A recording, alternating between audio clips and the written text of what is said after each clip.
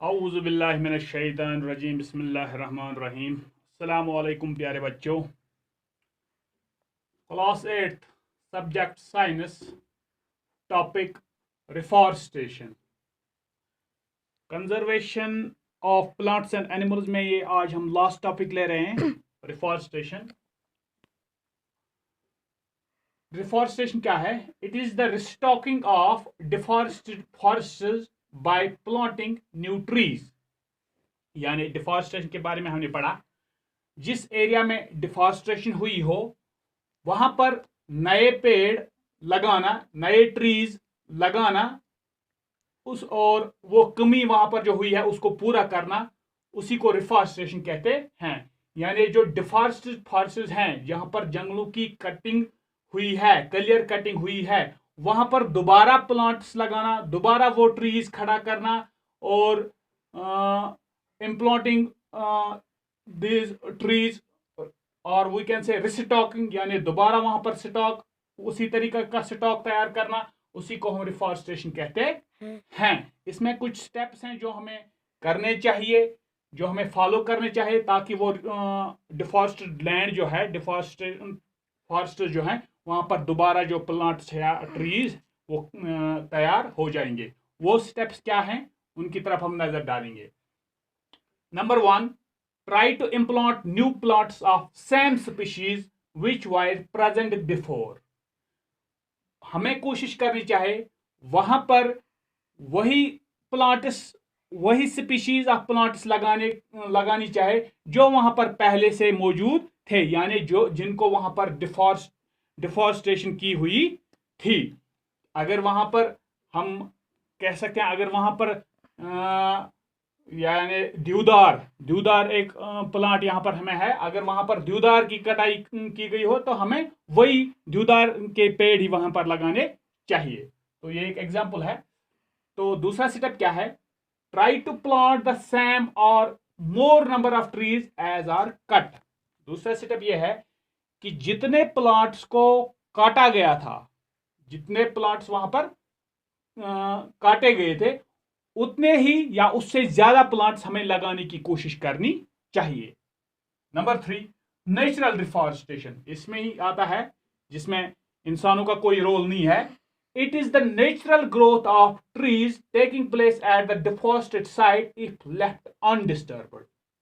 That means जहां पर deforestation हुई है वो जगह अगर अनडिस्टर्ब रहेगी, यानी वहां पर ह्यूमन एक्टिविटीज नहीं हो जाएगी, वहां पर कुदरती वो प्लांट्स फिर से पैदा होते हैं, वो खड़ा होते हैं, यानी वो नए उनके बीज वहां पर जो गिरे होते हैं वो उगते हैं और नए प्लांट्स वहां पर तैयार हो जाते हैं। It is a natural process. यहां पर एक चीज है, ह्यूमन एक्टिविटीज का कोई रोल नहीं है। अगर वो जगह अनडिस्टर्ब्ड हम रहेंगे, यानी ह्यूमन एक्टिविटीज वहां पर नहीं होगी, तो वहां पर नेचुरल ग्रोथ ऑफ प्लांट्स हो सकती है, और same natural growth of same plants हो सकती है जो डिफॉरेस्टेड, जिनकी डिफॉरेस्टेशन हुई होगी। Number 4, forest act. Forest act को हमें फॉलो करना चाहिए। फॉरेस्ट एक्ट क्या है? It is the act initiated to preserve and conserve forests.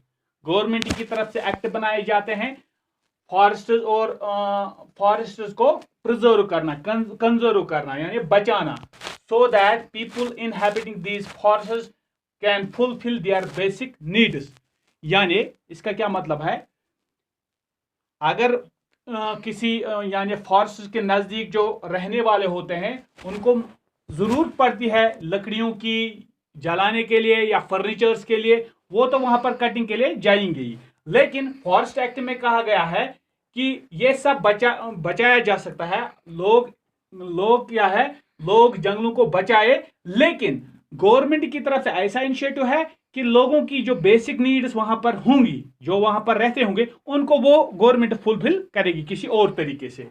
यानी उनको मैसर करेंगे लकड़ी फर्नीचर के लिए या एज फ्यूल जो हम इस्तेमाल करते हैं उसके लिए, वो तो गवर्नमेंट हमें प्रोवाइड करेगी, लेकिन फॉरेस्ट जहां पर वो रहते हैं, फॉरेस्ट के नजदीक, फॉरेस्ट की कटिंग वहां पर नहीं करनी है। It is the act initiated to preserve and conserve forest, forest को बचाने के लिए इनिशिएट यानी ये एक्ट बनाए जाते हैं, so that people inhabiting these forests can fulfil there basic needs, ताकि वहां पर रहने वाले जंगलों के नजदीक रहने वाले जो लोग हैं वो अपनी बेसिक नीड्स को पूरा कर सकें। ये गवर्नमेंट की तरफ से इनिशिएटिव होता है और इसको हमें फॉलो करना चाहिए, यानी हमें वहां पर जंगलों की कटाई नहीं करनी चाहिए, बल्कि गवर्नमेंट के एक्ट को फॉलो करना चाहिए और गवर्नमेंट से वो फायदा उठाना चाहिए। इसके बाद इससे ये तो था रिफॉरेस्टेशन के बारे में। अब लास्ट में इस चैप्टर पर एक और ये टर्म है, टॉपिक है थोड़ा सा, जिसके बारे में हम रोशनी डालेंगे, recycling of paper. One of the reasons of deforestation is manufacturing of paper. ये पेपर जो हमारे पास कागज आते हैं, किताबें आती हैं, कॉपियां आती हैं, इसमें जो पेपर होते हैं ये बहुत बड़ा कॉज है डिफॉरेस्टेशन का। क्यों है डिफॉरेस्टेशन का ये कॉज?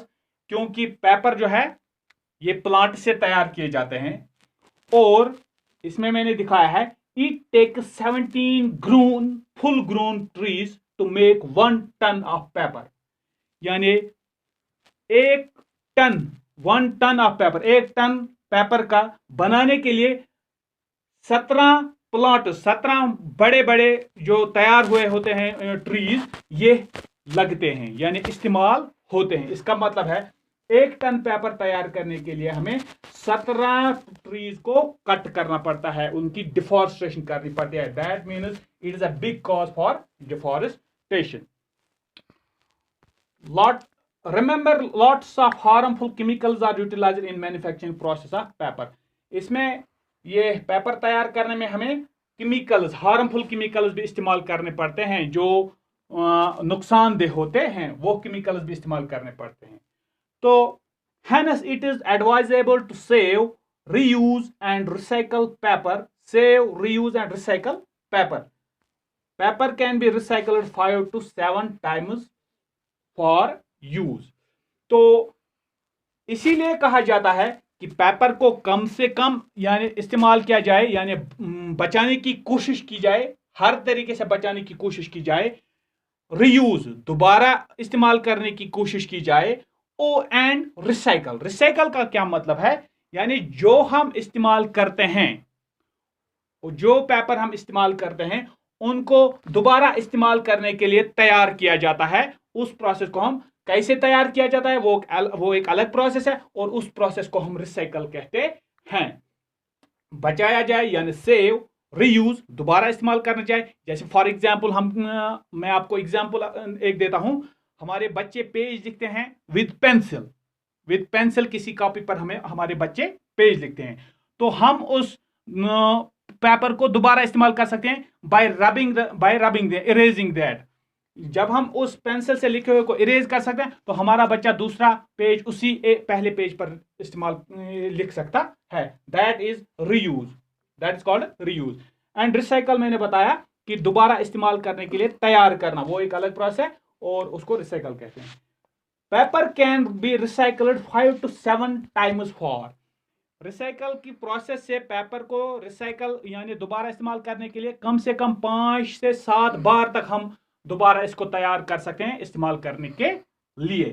तो जब ये हम करेंगे, save, reuse and recycle of paper हम करेंगे, तो हम डिफॉरेस्टेशन से बच जाएंगे। यानी हमें ये 17 ट्रीज जो हैं हमें बार बार ये इनकी कटिंग नहीं करनी पड़ेगी। That means we can save we can save deforestation. तो ये था इस चैप्टर का आखिरी पोर्शन। तो आगे चलकर इसके सवालात करेंगे इंशाल्लाह। Thank you very much.